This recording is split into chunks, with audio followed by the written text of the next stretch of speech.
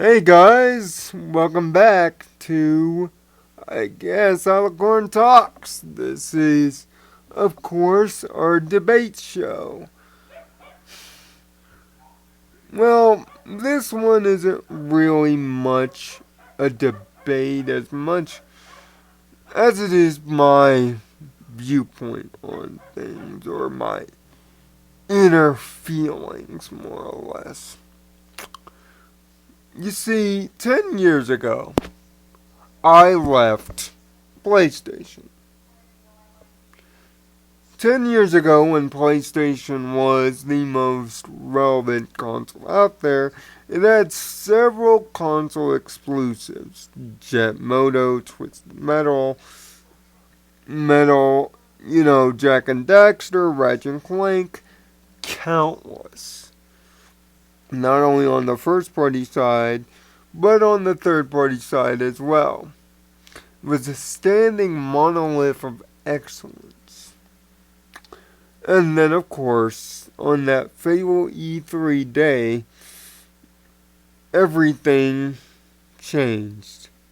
And no, this is not where the Avatar meme comes in. No, everything changed when $599 was saved. Darn it, I said the meme anyway. Upon that, a hypothetical nuclear bomb was dropped on guys like me, on guys that were PlayStation loyalists. That loyalty was tested, and to me, it failed. For 10 years, I stayed away from PlayStation, skipping an entire generation of one of my favorite games and the subject of the next Catic review, the new Ratchet and Clank. But it's not only that I skipped. It was the continuing God of War series. I missed 3. It was the growing Uncharted series, which thankfully, due to the HD collection, I redeemed myself in that respect. I missed a lot of things, great Japanese RPGs and such. But I did not regret it, seeing that the screams of the forgotten souls were still hunkering down. But like a golden house on a hill, here stood Ratchet and Clank, consistent year after year, selling decent money, yes, but being great games, and Insomniac showing a level of consistency like no one had ever done. And yet I missed it. I missed the growing house on the hill, and I mourn the death of my PlayStation brethren and all the series that have been left behind, and some of the tenants that once stood there being forgotten or neglected about. But still, the golden house on the hill stayed true. So, as of last June, I rejoined the PlayStation family. The houses still burnt down, the series still few and far between. Still a nuked out wasteland, still trying to recover, but looking in the form of rebuilding thanks to the success of the PlayStation 4. The houses.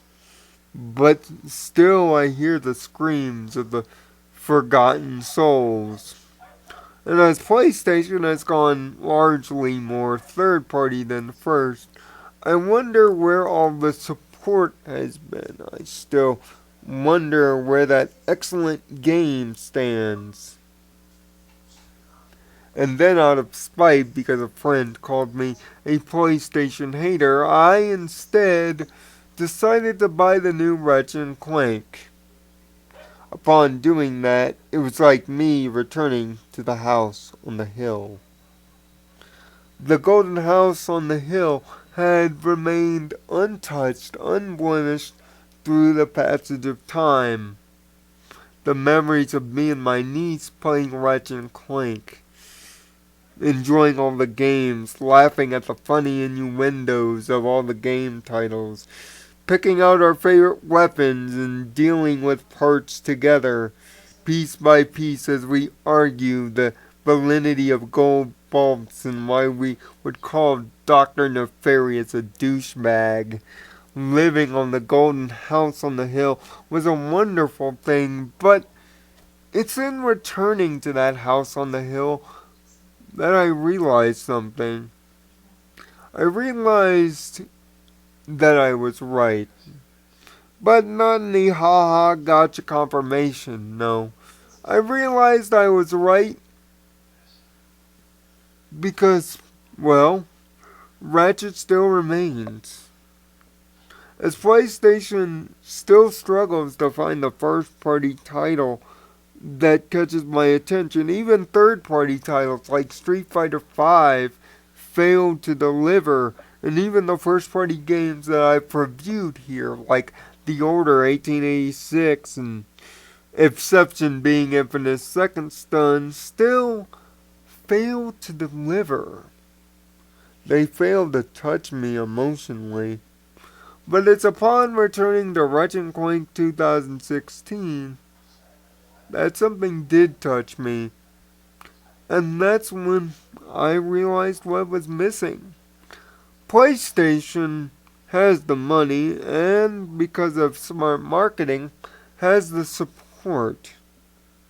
But even 11 years after the fact, even after I left, it still lacks one key component. It lacks the heart. It lacks the depth. It lacks the care. First party material, at least to me, is still the most important part of my gaming relationship. It still means a lot. Microsoft still comes out with legitimate first-party content. Now, yes, for the sake of argument, you can complain that it is the same 4 games over and over again, but still, it stands. And even with games like Scalebound and Recore, and even indie games like Cuphead being unique through ID Xbox, the uniqueness still stands. There are several golden houses on Xbox's hill, but none on PlayStation's. Now, yes, depending on your taste, you could say Uncharted is one. Yes, depending on your taste, you can still say God of War is one. And yes, you could even say, depending on taste, Little Big Planet is one. But let's just break it down to the PlayStation 4 generation. What game really sticks out? Can you name one? Because sadly, even after a year of owning the console, I still can't. But yet here stands Ratchet & Clank, a standing monolith of PlayStation's last 20 years. 20 years where they went from the penthouse to the immediate outhouse because of one decision upon price. And even now, as the PlayStation Neo looms overhead, and the idea of PlayStation VR is also becoming a reality, it seems that PlayStation hasn't learned from the lessons of its past. At least to me it hasn't. It's still trying to overcompensate. Even when it has the lead, it's overcompensating. It doesn't understand that all the PlayStation 4 really needs is not a hardware upgrade. It's a game upgrade. It's the thing they guaranteed back 3 years ago, that they would be the gaming console. That they would have first-party games that would astound and amaze. That they would make use of the hardware, but yet, what's the best example of that use of hardware? A remaster from the PlayStation 3 era, and a remake of a game from the PS2 era. That, at least by my estimation, is the best example of the PlayStation's dominance. Don't you find that at least a bit troubling? Because I certainly do. From a journalistic standpoint, I'm confused. How can the PlayStation 4 get a pass for not fulfilling its promises while the Xbox One steadily fulfills every edict that it has said since the DRM? It is virtually becoming the all-in-one machine as advertised. It's essentially becoming the ultimate console for everybody, no matter if you're a PC gamer or a console gamer hardcore. And the games, they excel. They're consistent. Some you could even make for the argument for best game of the generation, much like Killer Instinct or MCC, based on the idea of concept, not so much execution. But you can still make the case. I would find it hard pressed to find anybody on YouTube that can make an unbiased case as to why the PlayStation has earned its superiority, earned its number one spot. To me, it's simply smoke and mirrors underplayed by the promise of golden houses on the hill, but instead living in the decrepit remains of what happened last. You would think because of what the Xbox did that it too would be a nuclear wasteland, but no. It has recovered. The people finding their way forward as challenges of growth overcome them. But yet, it is in this opinionator, commentator's opinion, that PlayStation is living far too resting on their laurels. But at least they still have one golden house on the hill. At least not all is lost, and at least my childhood memories, at least through one game, remain intact. The only thing that disappoints me, however, is the fact that it's not all the way around. And worse yet, the other neighborhood, the Nintendo neighborhood, people are starting to leave there. And that's an even bigger problem. But as for PlayStation, I just hope that Ratchet and Clank is the start of something. Not just a minor blip on a radar built of hype. Having one golden house on a hill does not make a neighborhood. Making several golden houses in the neighborhood makes a town. It builds loyalty.